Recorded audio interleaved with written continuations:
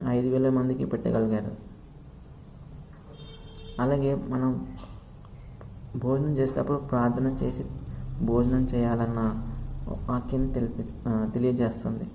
యెహోవాకు ప్రార్థన చేయక ఆహారం మింగుతారు. ఎవరు మింగుతారు? దేవుడికి ప్రార్థన చేయకుండా పాపం చేసేవారు. పాపం చేయవారు బహుగా భయపడుతారు.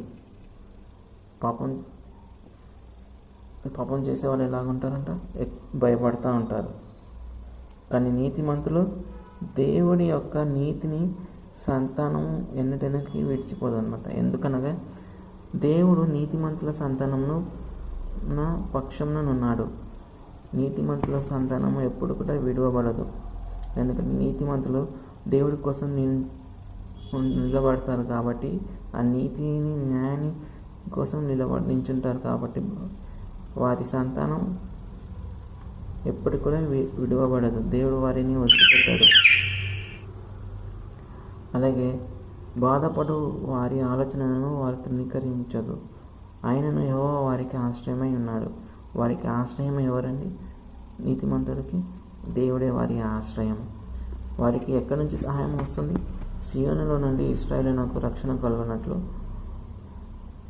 యెహోవా చెరలోని తన ప్రజలను రప్పించినప్పుడు యాకోబు హర్షించును, ఇశ్రాయేలు సంతోషించును. దేవుడు చూడండి, ఇశ్రాయేలుని ఎంతగా రక్షించి కాపాడి ఇవాళ ఒక దేశంగా ఒక ప్రపంచాన్ని ఏలేటట్లుగా చేశాడంటే వారి రక్షకుడు ఎవరు? యేసయ్య, దేవుడు, యెహోవా. ఎందుకంటే ఒకప్పుడు అందరూ కూడా వారిని సంహరించడానికి చూశారు. ఈవెన్ హిట్లర్ కాడి నుంచి. కానీ ఎన్నో యుద్ధాలు జరిగినప్పటికీ కూడా వారిని ఎవ్వరు కూడా ముట్టజాలలేకపోయినా, అయినప్పటికీ వాటిని అన్నిటి కూడా అధిగమించుకొని దేవుడు వారిని నించోబెట్టారు. వారి రక్షణ ఎవరు?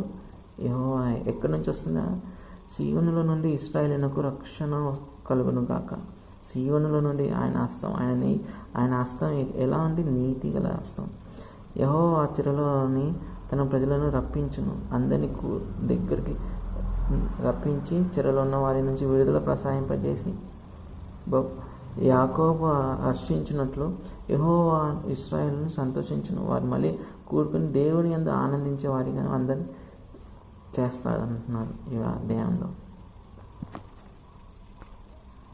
ఈ అధ్యాయంలో మనం చూసినట్లయితే దేవుడిని ఆశ్రయించేవారు ఎన్నిటన్నింటికి